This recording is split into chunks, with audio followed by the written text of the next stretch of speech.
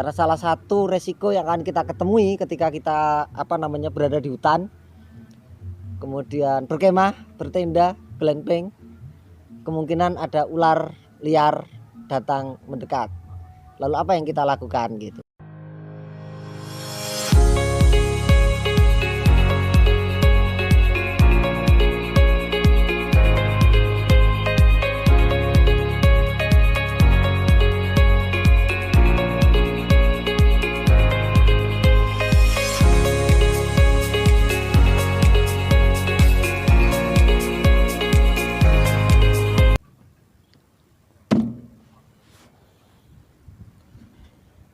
Halo, assalamualaikum warahmatullahi wabarakatuh. Jumpa lagi di kanal Travel Ebo.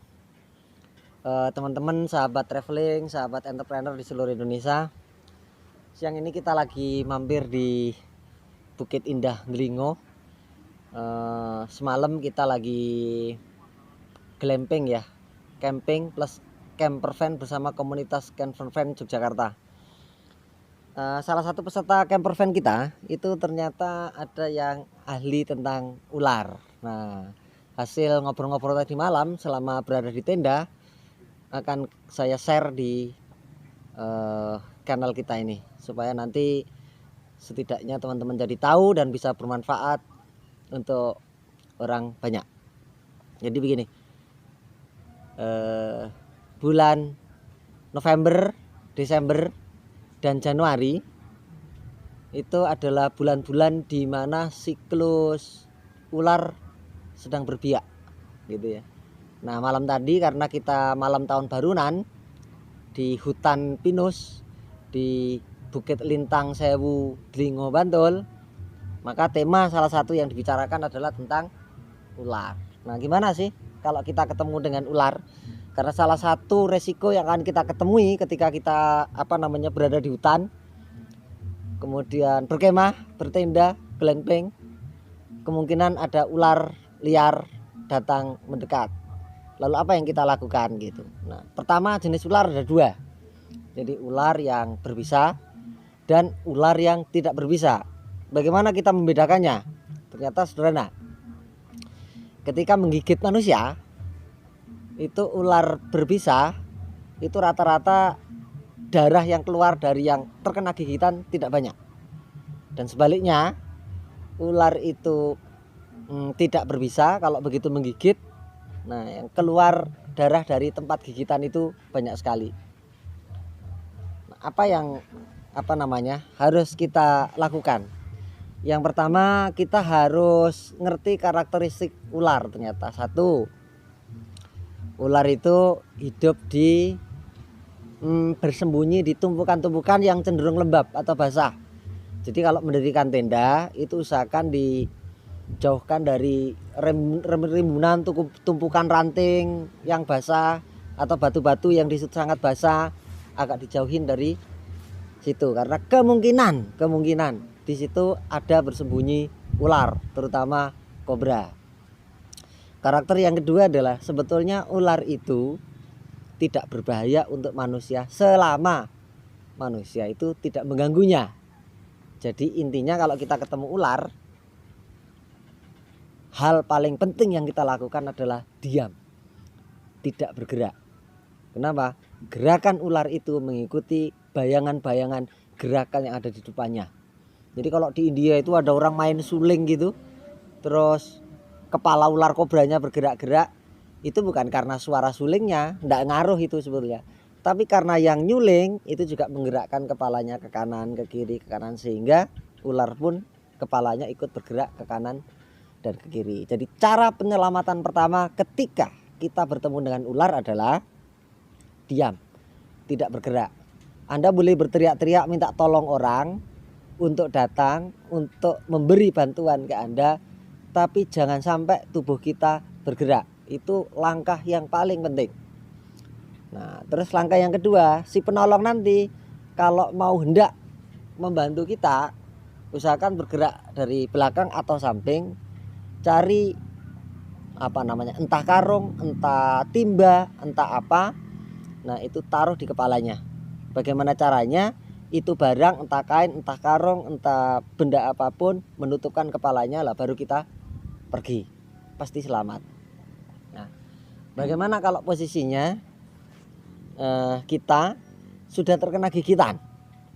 Jadi gigitan ular itu mau ularnya berbisa atau ularnya tidak berbisa, sebetulnya ya tetap punya risiko, apalagi yang berbisa itu sangat riskan sekali.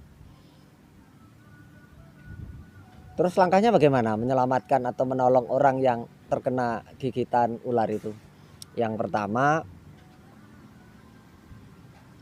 posisikan ya. Jadi posisikan tempat gigitan itu posisinya berada di bawah jantung.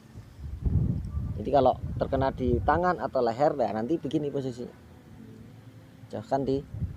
Yang kedua, di atasnya itu dibebat dengan kain. Agak kencang. Jangan terlalu kencang tapi agak kencang. Supaya apa? Ini menghambat aliran dari racun dari ular itu agar tidak cepat menjalar ke seluruh tubuh. Ya. Yang ketiga, baru setelah itu dilakukan dibawa ke rumah sakit atau dokter atau ke tempat medis yang lain, dengan catatan bahwa selama proses membawa korban yang terkena gigitan ular ini, dia tidak boleh tidur, harus terjaga matanya. Jadi dia harus menjaga posisi gigitan di bawah jantung, plus matanya tidak boleh terpejam sampai di tempat dokter atau rumah sakit. Itu pasti nanti akan selamat. Nah, ular yang punya bisa itu daya semburnya sampai kira-kira 2 meteran. 2 meteran. Jadi langkah kita kalau misalnya kita merasa dalam jarak itu ularnya menyembur dan kena tubuh kita, segera cari air mengalir atau guyur dengan air. Jangan diusap-usap ya, diguyur saja. Itu lebih menyelamatkan daripada diusap-usap, itu nanti sebagian malah bisa masuk ke sel tubuh, lebih riskan. Yang kedua, kalau ingin mengusir cepat, kalau tadi itu kan dengan kepalanya dicarikan barang atau benda atau timba atau bak ditutupkan kepalanya. Kalau nggak berani begitu, selalu sediakan yang namanya semprotan obat nyamuk ya. Jadi ular itu tidak takut garam, tidak takut bawang, tapi dia sangat sensitif dengan yang namanya bau menyengat. Kasih aja semprotan minyak nyamuk misalnya, itu yang paling ditakuti. Semprotkan aja di depannya, di sekitarnya, maka dia akan cepat pergi dari tempat kita. Begitu juga kalau kebetulan di rumah ada ular yang masuk, kemasukan ular yang masuk. Jadi kenapa di rumah perlu ada yang namanya semprotan obat nyamuk? Bukan untuk menyemprot nyamuknya sebetulnya. Jaga-jaga kalau misalnya sewaktu-waktu ada ular masuk, kita takut mengusirnya, tidak tahu cara mengusirnya untuk keluar rumah, udah semprotin aja ruangan itu, dekat-dekat itu, sampai nanti dia keluar dengan sendirinya. Ada satu lagi nih, tips buat teman-teman yang menghindari rumahnya dari kemungkinan masuknya ular, termasuk ular kobra. Jadi ular itu sangat menjaga kulitnya, sisiknya. Dia melakukan proses itu 1 bulan atau 2 bulan ada proses ganti kulit gitu. Dan dia sangat mahal lah, menghargai banget dengan kulitnya. Karenanya kalau dia terkena duri, terkena tusuk-tusukan atau benda-benda kasar, ular cenderung menghindari benda-benda seperti itu. Maka ada bagusnya kalau rumah Anda di kanan kirinya itu dekat dengan kebun, sawah, atau jauh dari perumahan yang lain, termasuk selokan ya. Ular sering hidup di selokan atau lubang-lubang tikus yang lembab. Kalau itu dekat dengan rumah Anda, ada baiknya di depan pintu luar dan di depan pintu belakang itu dikasih keset hijau atau keset yang kasar. Sehingga kalau dia mau masuk, mau menyelinap sejak di depan pintu, dia sudah akan menghindar karena dia takut kulitnya rusak. Jadi itu tentang ular teman-teman, itu pengetahuan yang juga baru saya dapatkan tadi malam ikut komunitas camper van gitu ya. Yang di Jogja ini dipandegani oleh Pak Didi. Saya sudah ikut 3 kali ya, di Bukit Lintang Sewu, kemudian bulan yang kemarin di Wonder Park Tawangmangu, terus sebelumnya di Ugul-Ugul Kepurun. Itulah enaknya kalau kita sering traveling, karena dengan traveling kita akan ketemu orang-orang baru, ketemu komunitas baru, ketemu tempat-tempat yang baru juga, dan dengan itu kita akan secara spontan dalam percakapan-percakapan, dalam obrolan-obrolan akan ketemu dengan ilmu-ilmu baru, inspirasi yang baru, dan juga hikmah kehidupan yang baru. Jangan lupa bahagia, tetap ngudut, ngopi, dan traveling. Jangan lupa like, share, and comment untuk kanal YouTube Travel Ebo. Sukses untuk semuanya, lunas hutang semuanya, berkah hidupnya, lancar rezekinya. Ciao. Assalamualaikum warahmatullahi wabarakatuh. Salam senja.